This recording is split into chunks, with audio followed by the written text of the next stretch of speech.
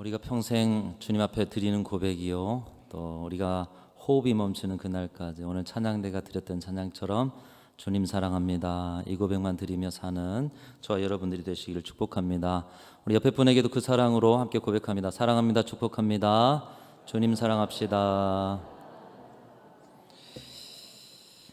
국가와 민족을 위해서 기도하는 호국보훈의 날 6월을 보내고 있습니다. 여러분의 기도의 자리에 국가와 민족을 위한 기도 멈추지 마시고 꼭 같이 샐러드로 곁들이지 마시고 메인으로 그렇게 기도해 주셨으면 좋겠습니다. 특별히 이번 주 토요일은 동족상잔의 비극의 역사였던 6.25 전쟁이 발발한 지 72주년을 맞는 날입니다. 전쟁이 끝난 지 70여 년이 지났지만 아직도 전쟁의 상흔이 실제적인 우리에게 위협이 되고 있고 고통을 여전히 안겨주고 있습니다. 그 전쟁의 상흔뿐만 아니라 우리의 일상의 자리에도 이 전쟁의 흔적들이 남아 있습니다. 개인의 삶의 자리에서부터 공동체의 공적인 자리, 그리고 국가 간의 관계 속에서도 여전히 전쟁은 끊임없이 일어나고 있습니다.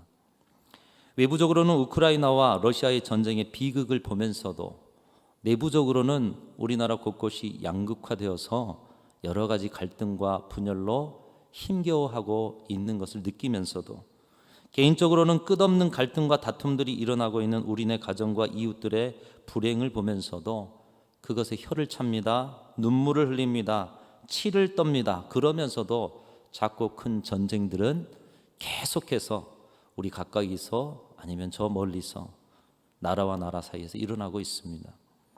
왜 전쟁의 불행은 멈춰지지 않고 있는 것일까요? 불행인 줄 알면서도 불행이 반복되는 이유 중에 하나는 지난 역사가 보여주는 것을 보지 못하고 지난 역사가 들려주는 것을 듣지 못하기 때문인 것입니다.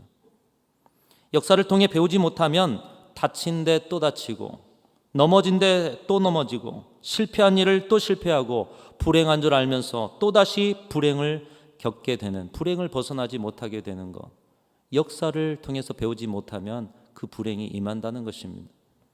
감사하게도 하나님께서 우리 인간을 지으실 때 다른 피조물과 달리 인간 지성을 주셨어요. 우리의 생각을 가지고 우리 자신의 현실만 볼 것이 아니라 지난 역사를 알게 하시고 또 현실의 역사를 넘어 미래를 보게 하시는 지성을 주셨다는 것입니다.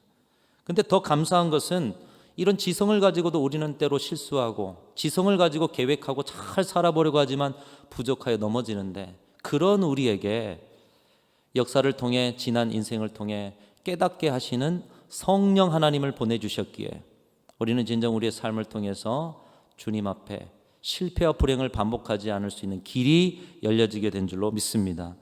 성령은 우리의 지난 삶의 역사를 생생하게 보게 하십니다. 우리가 예수 그리스도를 믿고 성령의 은혜를 받아 처음 하나님 앞에 고백하며 나아가는 자리는 어떤 자리입니까? 우리의 지난 시절의 삶을 돌아보고 그 삶을 철저하게 하나님 앞에 내어놓으면서 죄악을 깨닫게 하시고 회개케 하시는 일이 성령께서 하시는 일입니다. 다시 말하면 우리의 지난 역사를 통해 역사 속에서 배우게 하신다는 것입니다. 깨닫게 하신다는 것입니다. 그 불행의 역사를 끊어내고 희망의 미래로 나아가도록 돕는 분이 우리 성령 하나님의 하시는 일인 것입니다. 그렇게 신앙인은 끊임없이 지난 역사를 알아가야 하는 것이에요. 그리고 지난 역사를 통해서 배우고 깨닫고 고쳐가야 하는 것이 신앙생활의 일부인 것입니다. 따라서 역사를 통해 배우는 역사의식은 신앙생활의 기본 자세다, 이렇게 말할 수가 있습니다. 역사를 통해서 배우는 역사의식은 신앙생활의 기본 자세다. 왜요? 성령 하나님의 하시는 일이기에. 오늘 또 성령의 주장된 바대로 살아가는 우리라면 역사를 통해서 배우는 것은, 역사를 통해서 깨닫는 그 역사의식은 신앙인의 기본 자세인 것입니다.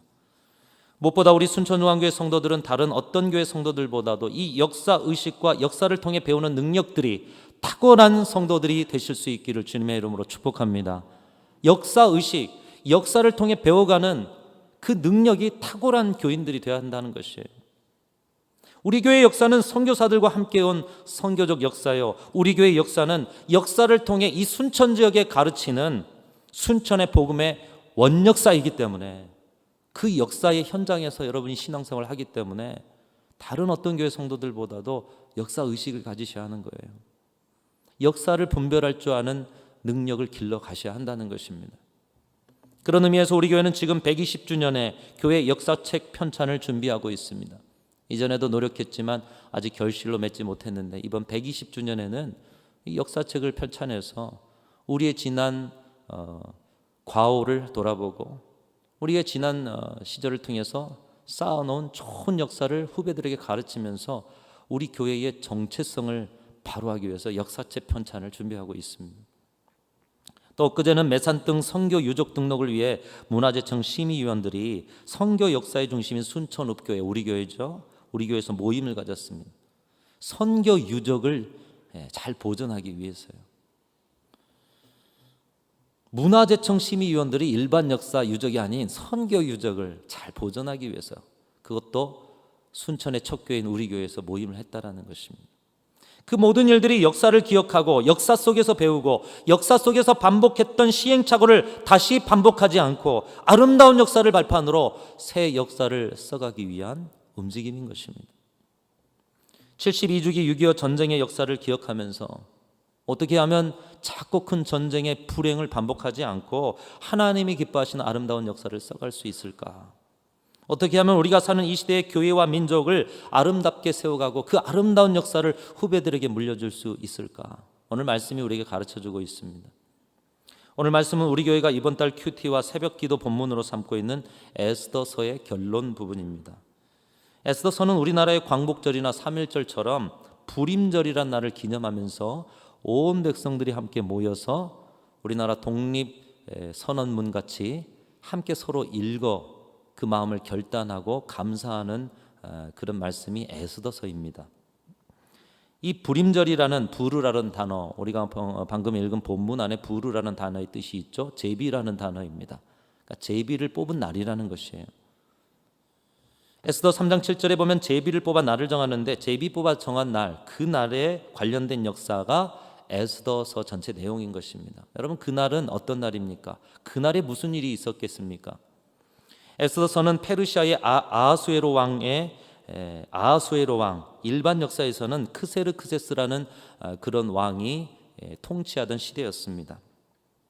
바벨론의 포로가 되어 살았던 이스라엘 민족은 바벨론이 멸망하고 나서도 바벨론을 멸망시킨 페르시아의 속국으로, 포로로 살고 있었습니다. 그 중에 하나님에 대한 절대적인 신앙을 가진 충직한 모르드게라는 사람, 여러분 아실 텐데요. 모르드게와 에스더라는 사람이 이 에스더서에 등장하고 있습니다. 에스더는 일찍이 부모님을 여의었고 그래서 삼촌의 손에서 길러졌는데 그 어려운 환경 속에서도 하나님의 특별한 은혜를 입어 포로의 위치에서 그 페르시아라는 대제국의 왕, 아하수에로 왕의 왕비가 되는 엄청난 은혜를 입게 됩니다. 제국에 수도 없는 여인들이 많았을 터이고요. 권력에 줄을 대기 위해서 수도 없는 가문들이 자신의 식솔, 자신의 딸들을 왕의 왕비로 세우기 위해서 얼마나 노력했겠습니까? 그런데 부모도 없어요. 포로의 민족이에요. 그 에스더가 이 대제국의 아하수에로 왕의 왕비가 되었다는 것입니다. 얼마나 특별한 하나님의 은혜입니까? 그러던 어느 날 이스라엘 백성들과 원수였던 아말렉 족속 출신 하만이라는 사람이 유대인을 말살할 계획을 세우고 왕에게 엄청난 뇌물을 먹여서 왕의 허락을 받아냅니다. 그 뇌물의 크기가 얼마나 크냐? 국고의 20배랍니다. 개인이 소유한 재산이 국고의 20배였어요. 왕이 얼마나 놀랬겠습니까? 그리고 그것을 왕의 국고에 넣겠다. 얼마나 반가운 일입니까? 그래서 앞뒤 보지도 않고 유대인 말살에 대한 계획을 수락합니다. 그리고 또 정당성도 있었습니다. 왕의 법을 어기는 민족이 있습니다. 본보기를 보여야 합니다. 그리고 제비를 뽑아서 그해 12월 13일에 유대인이면 남녀노소 불문하고 아이들까지도 다 그렇습니다. 말살할 계획을 세우고 그들의 재산을 탈취할 계획을 세운 것입니다. 유대인들을 말살하고 재산을 탈취하면 왕에게 바친 금액보다 많기 때문에 그런 욕심이 숨어 있는 것이에요. 그렇기에 원래 제비를 뽑아 정한 이 불임의 날은 기쁨의 날, 독립기념의 날이 아니라 이스라엘 민족이 말살되기로 정해진 죽음의 날이었다라는 것입니다. 죽음의 날. 그런데 하나님께서는 그 비극의 날에 악인 하만을 자기 꾀에 빠지게 하시고 왕의 마음을 돌이키시고 하만이 모르드게를 달려고 준비한 장대 하만을 다셔서 심판하시고 이스라엘 모든 민족을 구원하셔서 죽음의 날, 원통의 날을 기쁨의 날, 생명의 날로 바꾸어 주셨던 것입니다. 꼼짝없이 모든 민족이 역사 속에서 사라질 위기예요. 여러분, 대한민국 국민들이 다 어느 날 다 사라진다고 생각해 보세요. 얼마나 끔찍한 일입니까? 그 날이 정해졌어요. 이 원통한 날이. 그런데 그 비극의 날에 하나님께서 모든 상황을 역전시키셔서 하나님의 백성을 구원하신 비극의 날을 기쁨의 날이요 생명의 날로 바꾸셨다라는 내용이 이 에스더서의 내용인 것입니다. 사랑하는 성도 여러분, 우리 하나님은 역사의 주인이시요 위기의 모든 상황 속에서 기회를 주시어 우리에게 역전의 하나님으로 일하시는 분이신 줄로 믿습니다. 위기의 상황을 기회로 만드시는 분이셔요. 위기를 기회로 바꾸시는 역전의 하나님이 저와 여러분이 믿는 하나님이십니다. 우리 하나님은 어떤 상황 속에서도 우리를 위한 선한 계획을 가지고 계신 분이신 줄로 믿으시고 여러분의 삶의 위기 속에서도 역전의 하나님을 의지하며 승리하실 수 있기를 간절히 소망합니다. 이 부림의 날의 은혜를 오늘 본문 22절에서 우리에게 잘 전하고 있어요. 이 부림의 날의 의미가 무엇인가, 우리 22절 같이 읽으시면서 다른 어떤 말씀보다 중요한 말씀입니다. 우리에게 주신 부림의 은혜가 어떤 것인가? 22절 같이 읽습니다. 시작. 이날에 유다인들이 대적에게서 벗어나서 평안함을 얻어 슬픔이 변하여 기쁨이 되고 애통이 변하여 길한 날이 되었으니 이 두 날을 지켜 잔치를 베풀고 즐기며 서로 예물을 주며 가난한 자를 구제하라 하매. 부림의 역사는 역전의 하나님의 일하심으로 모든 대적에게서 벗어나서 평안함을 얻는 날, 슬픔이 변하여 기쁨이 되고 애통이 변하여 길한 날이 되는 그런 은혜를 입는 날이 바로 부림절의 날인 것이에요. 부림의 은혜인 것입니다.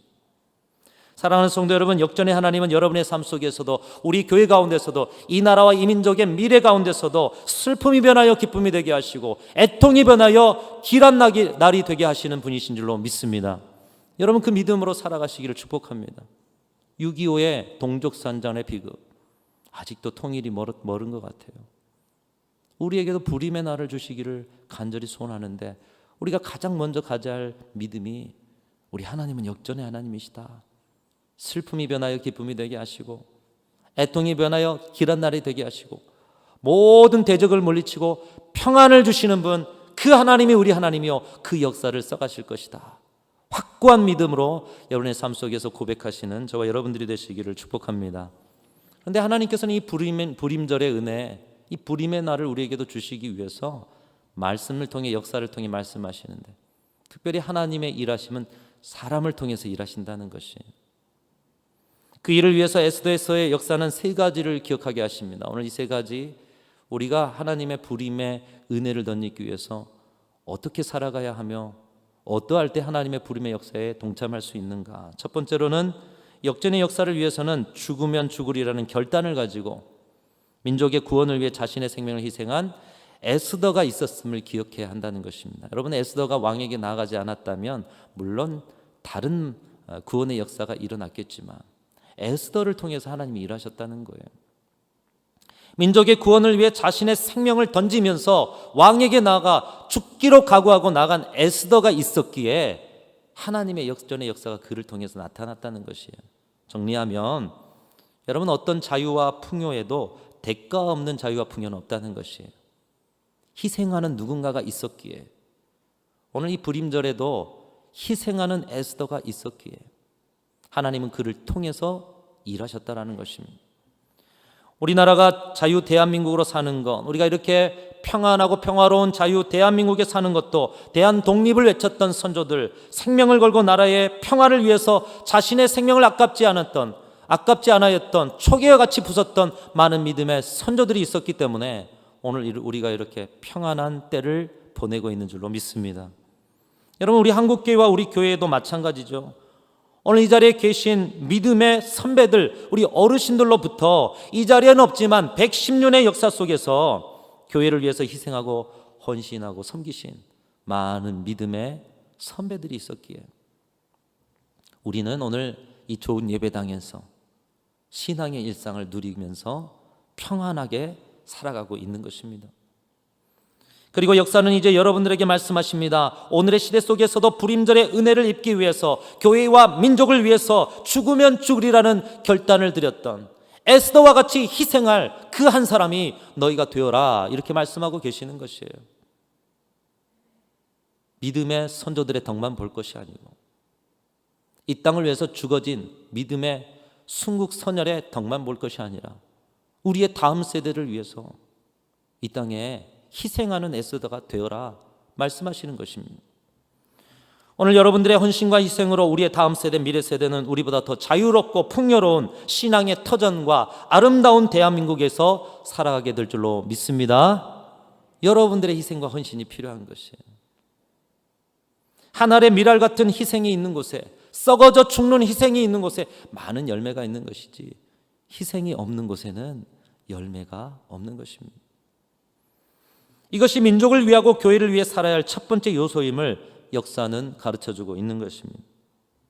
어느 TV 프로그램 중에 역사를 가르치는 강사님이 나오셔서 이 3.1절에 대한 이야기를 쭉 하는데, 상하이에서 일왕에게 도시락 폭탄을 던져서 생명을 걸고 온 세계에 일제의 만행을 알렸던 윤봉길 의사에 대한 그런 내용이 나왔습니다.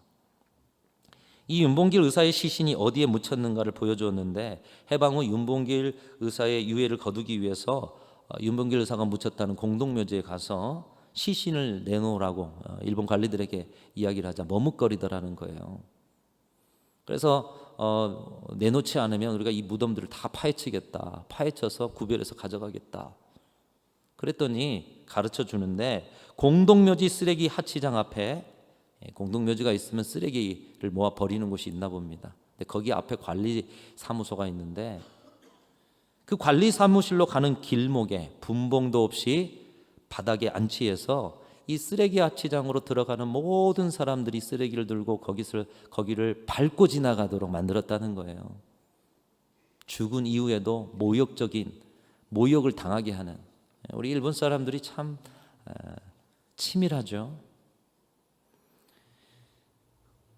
희생의 대가가 있었기 때문에 이 나라에 평화가 있고요, 희생의 대가가 있기 때문에 전쟁 후 우리는 그 평화를 누리고 있는 것입니다.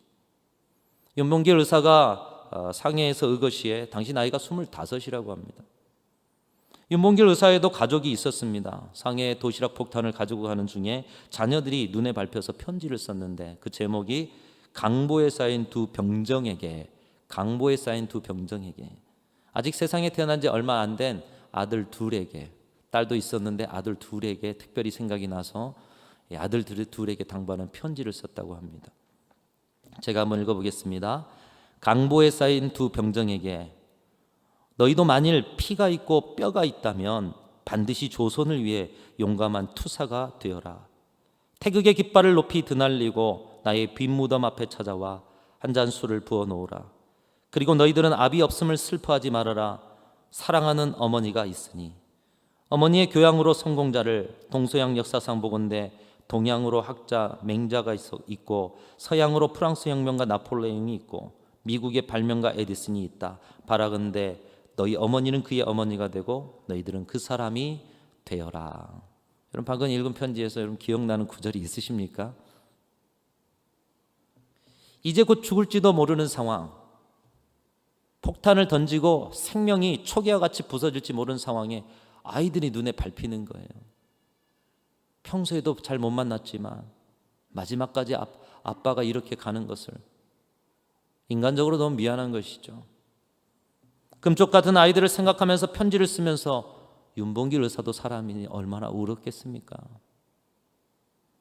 그러면서도 자신처럼 너희가 피가 있고 뼈가 있다라면 나처럼 살아있는 순간 반드시 이 조국을 위해, 이 조선을 위해 용감한 투사가 되어야 한다. 아들들에게 당부하는 거예요. 살이 있고 뼈가 있는 한 조국을 위해서 희생해라. 생명이 붙어 있는 한 조국을 위해서 희생해라. 마지막 가는 순간이에요. 마지막 남기는 편지예요. 미안하다, 이런 말을 쓸 텐데 그렇지 않았다는 거예요. 대가 없는 자유와 풍요는 없다는 것을 보여주는 것입니다. 내가 희생하여 이 조국이 세워지지 못하면 너희라도 희생해서 이 조국을 세우라는 것이에요. 자신의 가정을 뒤로하고 젊음과 미래를 희생하고 생명을 걸고 나라를 위해 희생한 분들이 있기 때문에 오늘 우리가 자유를 누리고 있는 줄로 믿습니다. 여러분, 우리 교회도 마찬가지죠. 교회와 영혼을 위해 희생하고 헌신한 분들이 있기에 우리 교회가 있는 것입니다. 이 시절에도 마찬가지예요. 희생하고 헌신한 분들 때문에 우리는 아무 일 없는 듯 이곳에 와서 예배드리고 가지만, 여러분, 이 아무 일 없는 듯 이 자리도 많은 분들의 희생이 있어요. 헌신이 있어요. 그리고 그 역사는 이제 저와 여러분에게 외쳐지고 있습니다. 사랑하는 성도 여러분, 하나님의 나라를 위해, 이 나라와 이 민족을 위해, 교회를 위해 에스더처럼 죽으면 죽으리라는 결단으로 헌신하시는, 오늘 역사가, 오늘 에스더서가 말씀하시는 이 말씀에 순종하는 저와 여러분들이 다 되실 수 있기를 주님의 이름으로 축원합니다. 첫 번째로, 희생하는 에스더를 기억하라. 역사는 말하고 있습니다. 두 번째, 역전의 역사를 이루기 위해서는 하나님의 백성답게 살면서 충성하였던 모르드게가 있었음을 기억하라는 것입니다. 하나님은 사람을 통해서 일하시는데 또 모르드게를 통해서 일하셨어요. 그런데 모르드게는 어떤 사람이었느냐? 하나님의 백성답게 살았던 사람. 그의 상황이 어떠하든지 간에 하나님의 백성답게 충직하게 살았던 사람이라는 것입니다. 모르드게는 아하수에로 왕의 궁전 문에서 일하는 이름도 없는 하급 관리 중에 하나였습니다. 그는 이스라엘의 베냐민 지파 출신이었습니다. 그가 자신의 나라가 아닌 왜 페르시아의 왕의 궁전에 있었습니까? 이스라엘을 멸망시킨 바벨론 느부갓네살 왕이 그 왕과 백성들을 포로로 끌고 갔습니다. 근데 그 포로의 행렬에 모르드게도 끌려가게 된 것이에요. 그 과정에 삼촌의 가정이 그 가정에 그의 가문이 풍지박산이 나고 어린 조카를 떠안아서 조카 에스더를 품에 안아 키워가야 했다라는 것입니다. 여러분, 에스더가 자라는 과정에 마음속에서 모르드게가 얼마나 한스럽고 아픈 세월을 보냈겠습니까? 포로의 생활 속에 얼마나 차별받고 고통과 핍박받는 삶을 살았겠습니까? 약소민족으로 살아야 했던 모르드게의 삶이 얼마나 힘겨웠는가. 그나마 다행인 것은 왕의 궁전에서 일할 수 있었다라는 것이에요. 취직이 잘 된 거죠. 왕의 궁전에서 일할 수 있었다는 거예요. 그냥 조용하게 살면 그래도 평안과 안정이 있는 삶을 살 수가 있게 되었습니다. 그런데 모르드게는 결코 조용한 성격이 아니었습니다. 그는 정의로운 사람이었습니다. 왕을 암살하려는 왕의 내시들의 음모를 알아채고 그것을 왕에게 알려서 왕의 생명을 구했습니다. 여러분, 이 무서운 일에 끼어들어 잘못되면 모르드게와 에스더와 남은 가족들까지 다 죽게 되어 있어요. 근데 그는 침묵하지 않았다는 것이에요. 또 페르시아의 2인자라고 할 수 있는 엄청난 권력자, 앞에서 말한 그 하만이란 사람이 이스라엘 민족을 말살하려고 하자 수산성에 있는 모든 유대인들과 모여서 왕의 궁궐 앞에서 금식기도 하면서 유대인을 구원을 위해서 애쓰고 힘썼다는 것입니다. 조용히 살았으면 평안과 안정이 보장되었을 텐데 그는 위험을 무릅쓰고 왕을 위해서, 민족을 위해서 자신이 해야 할 일을 충성스럽게 감당했다는 것입니다. 왜 모르드게는 이스라엘 왕도 아닌 페르시아 왕을 보호하고 죽을지도 모르는 그 위험한 자리에 스스로 나가서 충직한 삶, 충성스러운 삶을 살 수 있었습니까? 그가 에스더에게 한 고백 속에 그 이유를 발견하는데요. 에스더서 4장 14절 말씀 제가 한번 읽어보겠습니다. 이때에 내가 만일 잠잠하여 말이 없으면 유다인은 다른 데로 말미암아 노임과 구원을 얻으려니와 너와 내 아버지 집은 멸망하리라. 내가 왕후의 자리를 얻은 것이 이때를 위함이 아닌지 누가 알겠느냐 하니. 이 말씀 보면은 유다인은 다른 데로 말미암아 노임과 구원을 얻는데요. 에스더 너가 일하지 않아도, 에스더 너가 왕에게 나아가서 이 민족을 위해서 구하지 않아도 하나님은 다른 데로 구원의 길을 여실 것이다. 여러분, 이 말 가운데 어떤 믿음이 있습니까? 하나님은 반드시 우리를 구원하신다라는 믿음이 있는 거예요. 또 내가 왕후의 자리를 얻은 것이 이때를 위함이 아닌지 누가 알겠느냐.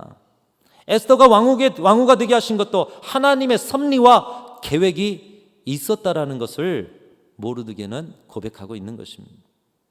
즉 모르드게는 삶의 모든 일에 하나님의 구원의 역사가 있고 하나님의 섭리가 있고 하나님의 계획이 있다라는 것을 믿는 사람이었다는 것이에요. 사랑하는 성도 여러분, 저와 여러분의 인생에도 하나님의 구원의 역사가 계속해서 이루어지고 있는 줄로 믿습니다. 저와 여러분의 인생 가운데도 하나님은 계획을 두시고 섭리하시며 하나님의 뜻 가운데 우리들의 삶을 인도해 주실 줄로 믿습니다. 이것이 모르드게의 믿음이었다는 것이죠. 이것은 자신에게도 속한 믿음이었습니다. 자신이 비록 이방 왕의 궁전에서 일했지만 그 모든 것도 하나님의 구원과 섭리가 있기에 자신이 살아가는 곳에서 그 어떤 곳에서 살아가든 하나님의 백성답게 살아가야 한다. 내가 살아가는 곳에서 나는 하나님의 백성답게 살아가야 한다라는 그의 결단과 고백이 있었다라는 것입니다.